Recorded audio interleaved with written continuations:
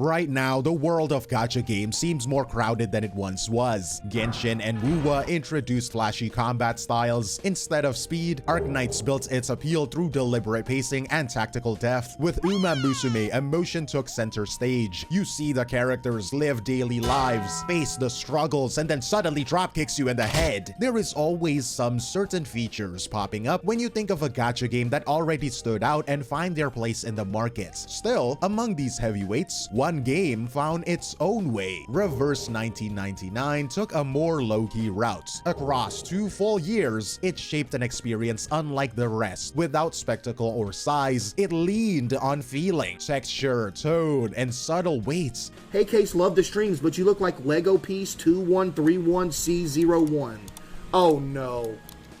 It's a refrigerator. What stuck wasn't noise or speed, but how it felt to be inside it. How it feels to be immersed in it. So if you appreciate storytelling that actually respects your brain as an intellectual, or if you just enjoy watching a taxi driver fight metaphysical monsters, go ahead and like the video and subscribe. It helps the algorithm realize that there is actually a dedicated audience for a deeper, somber narratives in a mobile gacha game. This is 𝗖cie𝗽𝗆𝗆𝗵𝘁 and let's get into it. For the story we are about to discuss, we are first introduced to Broom. As you can see from the art that I'm showing you right here, she is a taxi driver. To be exact, a Parisian taxi driver all the way back in 1936, 90 years ago. You feel old yet? A self-proclaimed friend of the city police. But before you think that she is like a secret informant or a spy or a scout, you know, the very low-key but super important jobs, not at all. Apparently, she really is quite literally just a taxi driver. An excellent one though, not that it matters. She is a trustworthy tour guide for the visitors, a go-with-the-flow kind of freelancer, and she just wants to live a quiet, easygoing life. In TikTok terms, she is just a girl, guys. Leave her alone, you know what I'm saying? But ladies and gentlemen and everyone in between, this is Reverse 1999. Peace and quiet usually doesn't last very long in its story. On a quiet day, Broom was waiting in her car outside a small shop, just passing time while her passenger visits a seer. You know, nothing crazy so far, until something crazy happens as she gets pulled into what the game calls an abnormal incident. Basically, a massive conspiracy to carry out a ritual and trigger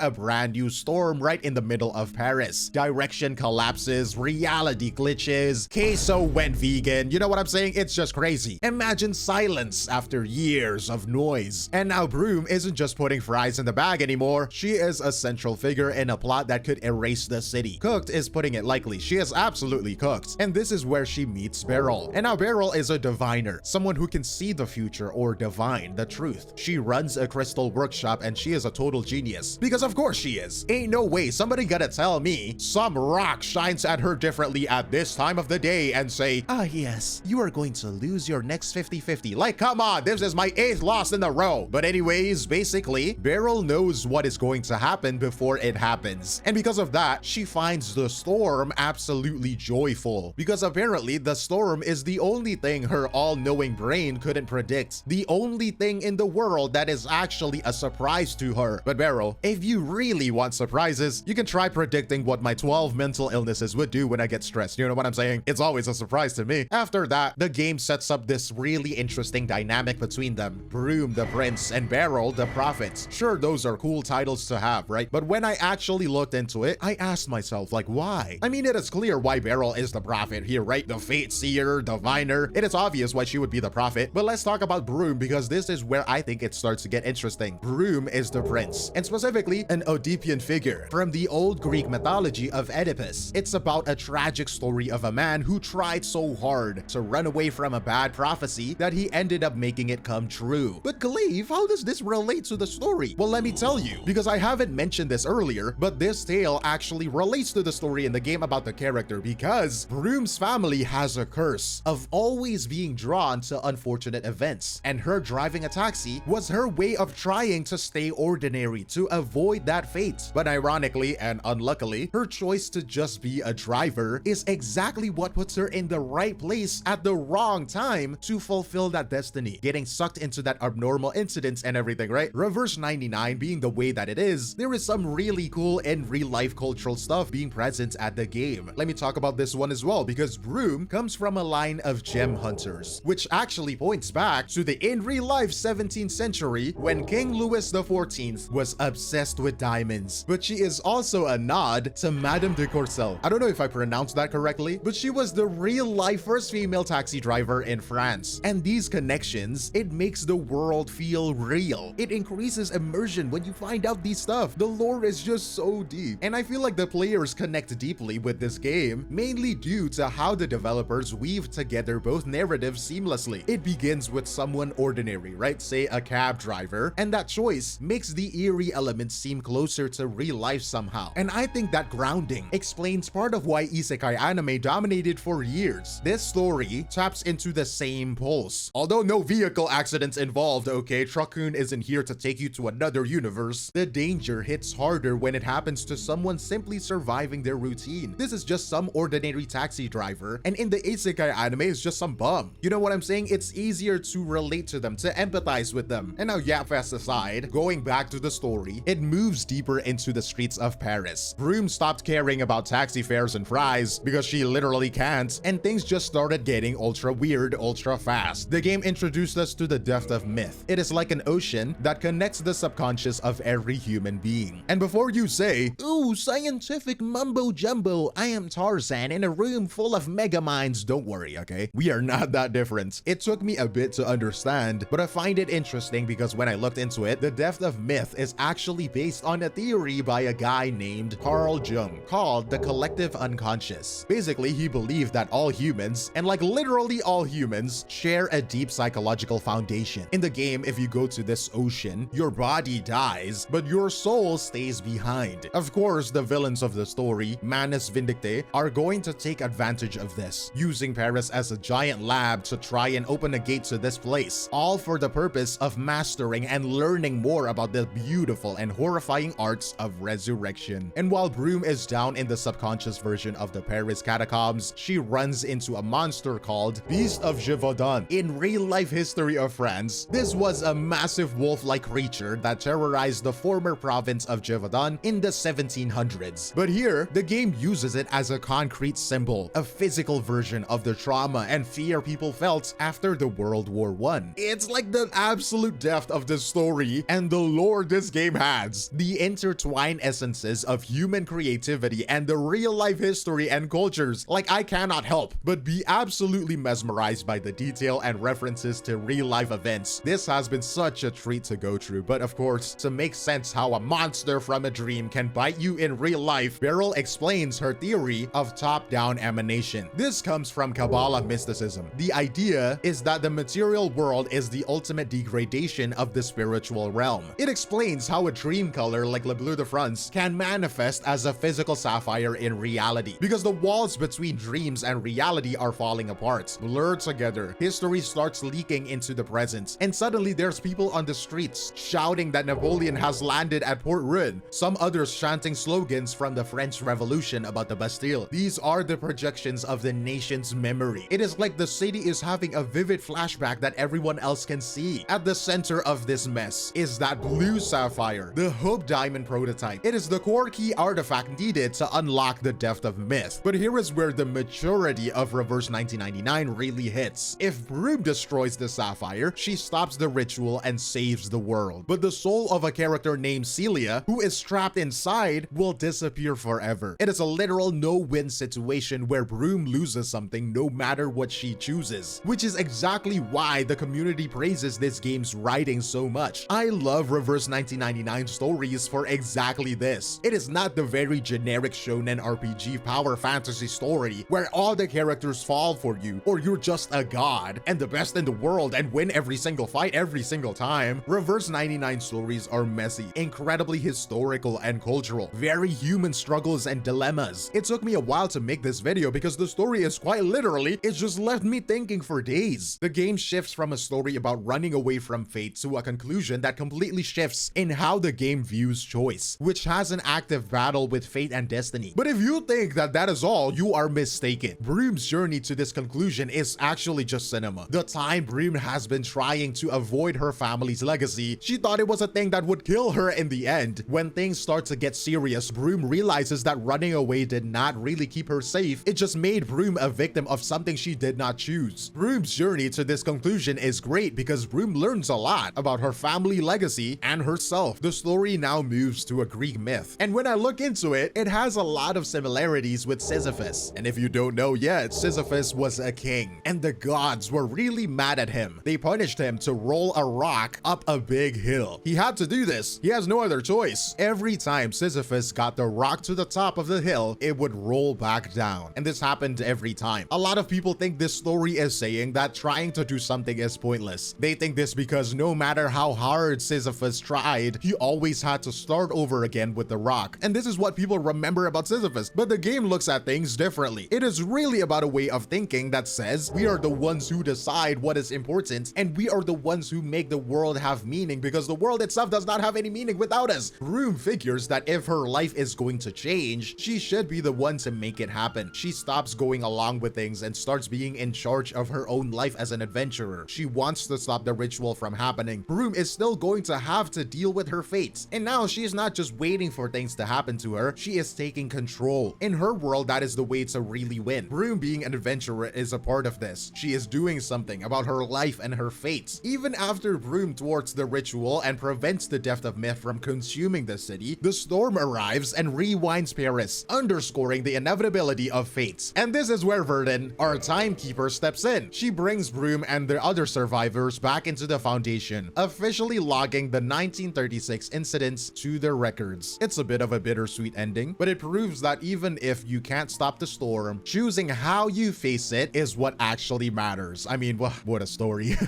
And if we take a step back and look at what Bluepoch is doing here, it is clear that they're not just using 1936 Paris as a background, they're using the history of that era as the logical foundation for this specific patch. While this chapter is a relatively isolated story, it treats figures like Napoleon or the French Revolution as an actual projections of the collective unconscious. That shared pool of human memory we talked about earlier, it's not just a cameo for cool visuals, it is a foundation for this very specific isolated chapter. The delivery of the story is just prestige storytelling. The people who made this story do not explain everything to you. From their point of view, they think you should already know about psychology and Greek tragedy and Jewish mysticism, or at least they think you should be interested in learning about these things, or maybe letting me have the privilege to make this video and explain things to you. I mean, admittedly, the story is hard to understand at first because it doesn't explain much, but this is what makes prestige storytelling so interesting, right? The people who made the game trust you to figure out the story for yourself, and they think you can put the pieces together on your own. The game is made for a group of people, and this group of people just loves this kind of storytelling. I don't know what else to tell you.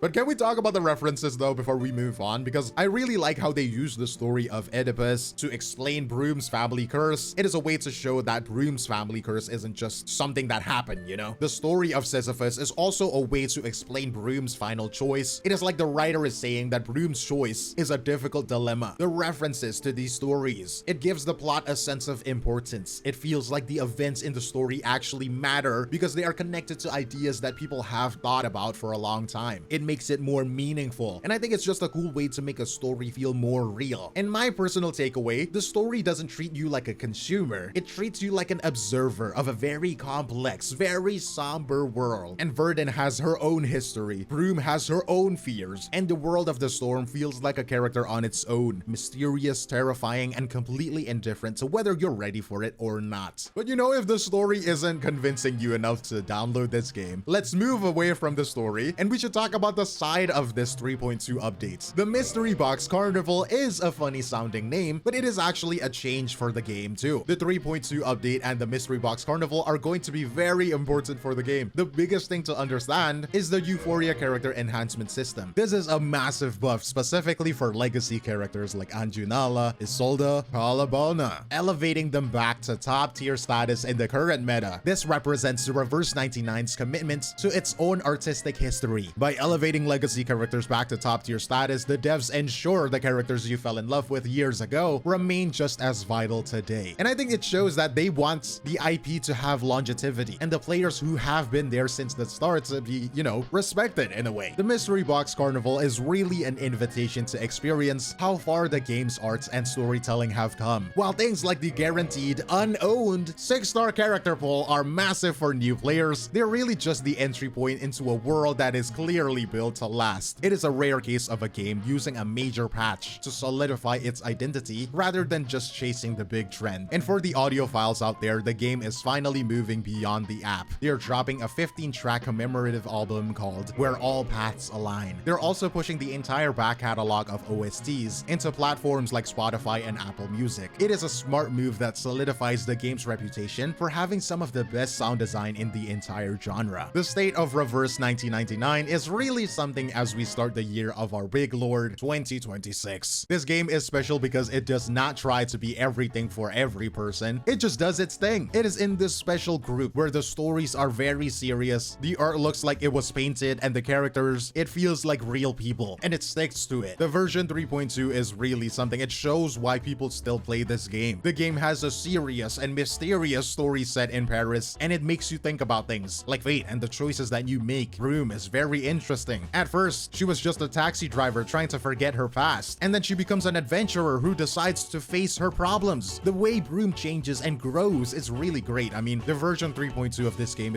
does a great job of showing how Broom can change and grow as a character. The storms that come into our lives are really tough, and we might not be able to stop the storms from happening, but what is important is how we deal with the storms, right? And that is what really matters. That is what defines the storms and us. We have to face the storms, man. And that is the message that this game is trying to tell us, bro. And ultimately, I think it's a reflection of Reverse 1999's identity. The Euphoria system and the mystery boxes are just manifestations of an IP that values its own history and artistic consistency. Building a world with somber intellectual atmosphere, it is just one layer of a much deeper cultural experience. Don't forget that the full original soundtrack is on Spotify and Apple Music right now. It is the perfect way to carry this atmosphere with you long after the app is closed. And I want to leave you with one final thought, right? We have spent today digging into the historical and mythological roots of this patch. But would you like to see more of these background analysis on the cultural and historical inspirations behind Reverse 1999 as a whole? Let me know if you want to dive deeper into the heritage of this world in the comments down below. But that is all from me, 𝗖cie𝗽𝗆𝗵𝗁, and I will see you in the next one. Cheers!